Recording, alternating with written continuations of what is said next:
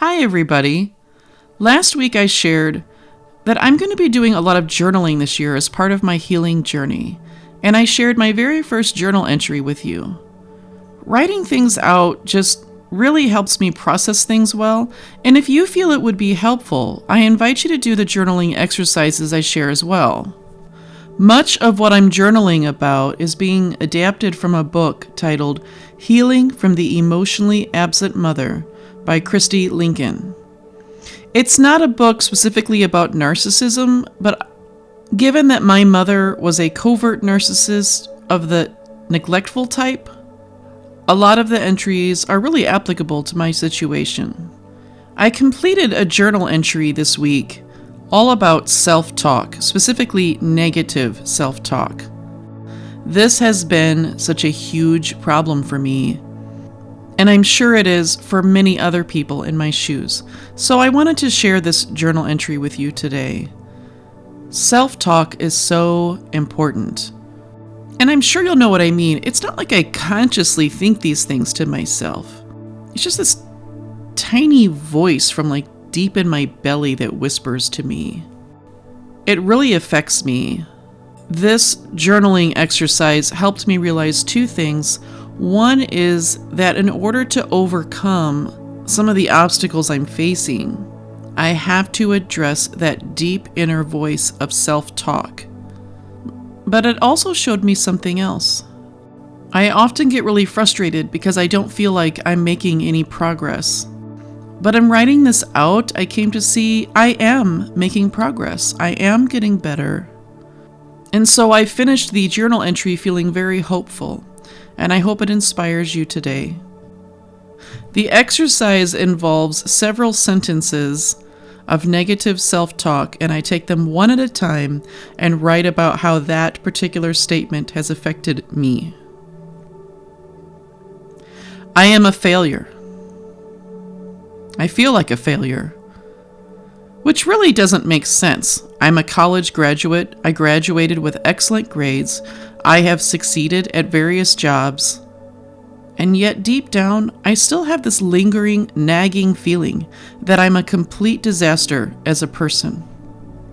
I have an extremely difficult time accepting compliments from people because I don't feel that they could possibly be genuine or real. I have a hard time asking for help because I feel that here I go again, burdening others because I don't have it together. This affects me daily. I want to stop feeling this way. Once people get to know me, they won't like me. I want friends, and I do have friends, but I'm constantly afraid that the point will come where they cannot stand me and they will abandon me. I even have nightmares about it. I've had a lot of friends abandon me, but I can see now that that is because they were either narcissists or very selfish people. And once I was no longer serving their purpose, they just threw me away.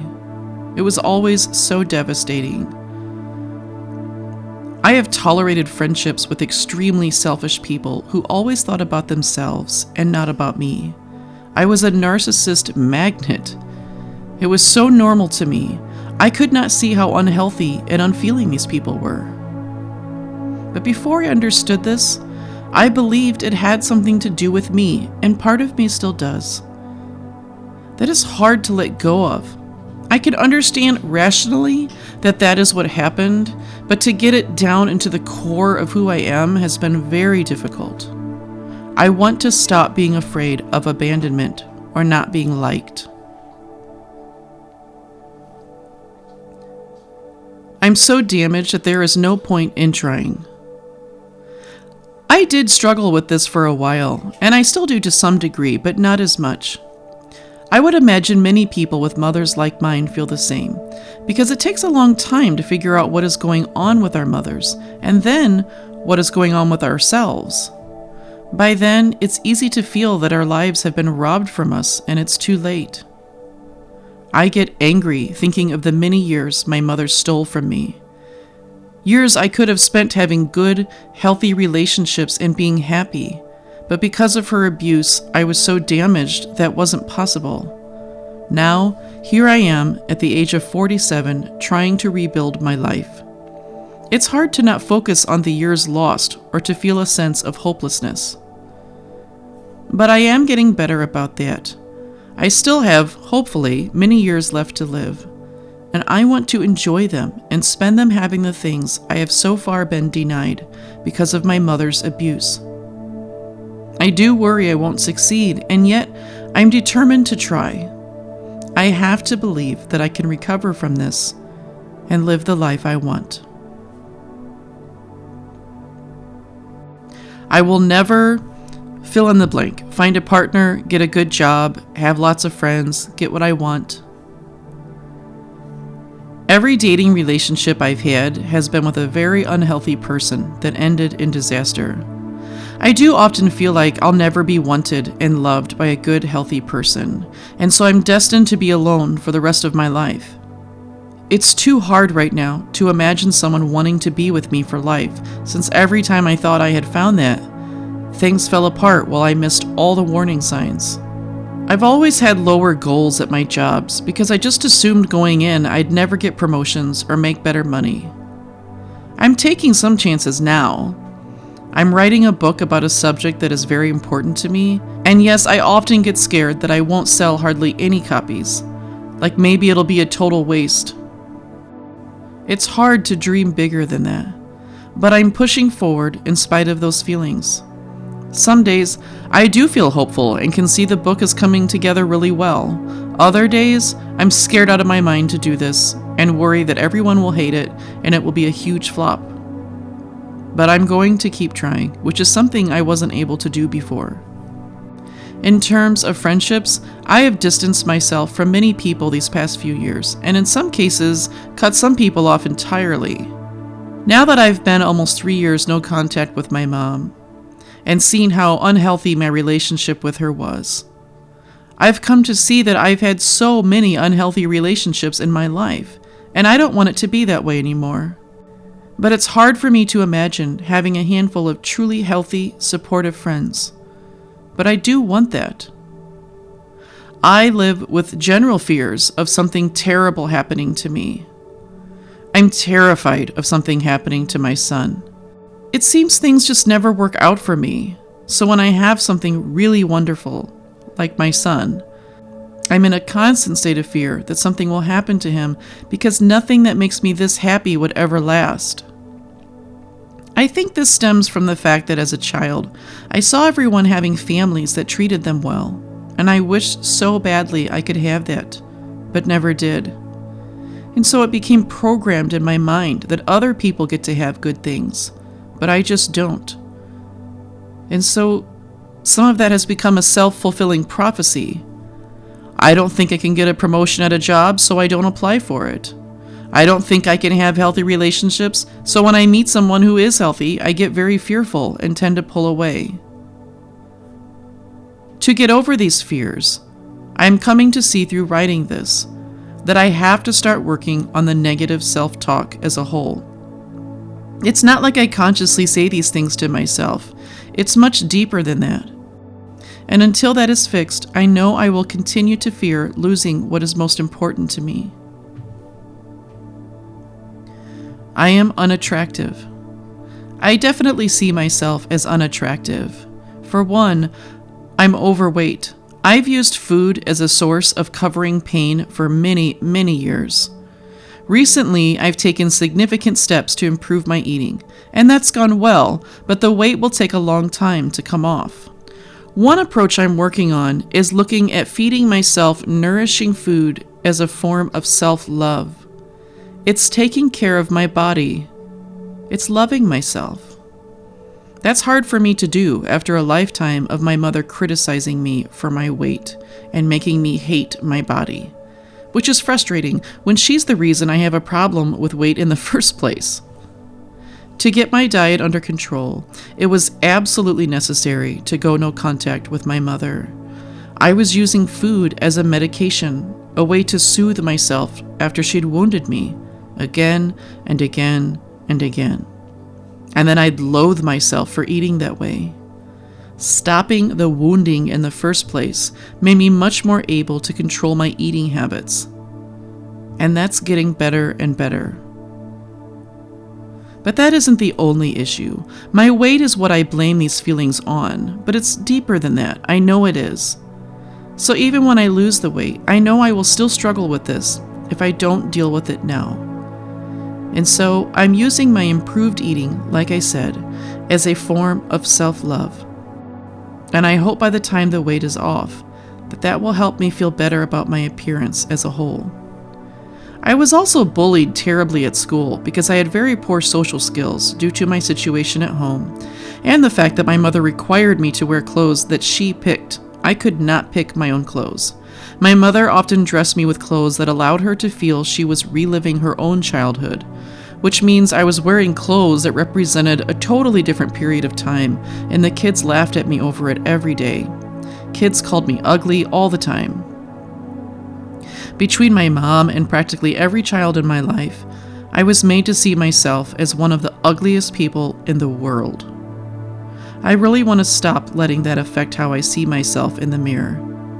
I am going to work on self-love. I am worthless. I have always struggled with this as well. I often feel like I could evaporate and it wouldn't even really affect anyone. I have a long history of doing enormous favors for people, half killing myself to help someone, because deep down I thought that's what I had to do to earn their willingness to spend time with me.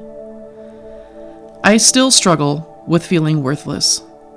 However, now that it has been almost 3 years of no contact with my mother, I've healed enough that I'm setting better boundaries in my relationships.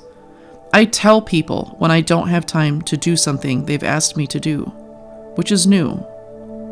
I work remotely, meaning I work from home, and people seem to think that that means that I don't work at all, and people so often ask me to do things that are very time-intensive, saying they can't do it because they work. Before, I'd go and do what they asked, even though I was very upset that they talked to me like I don't have a job.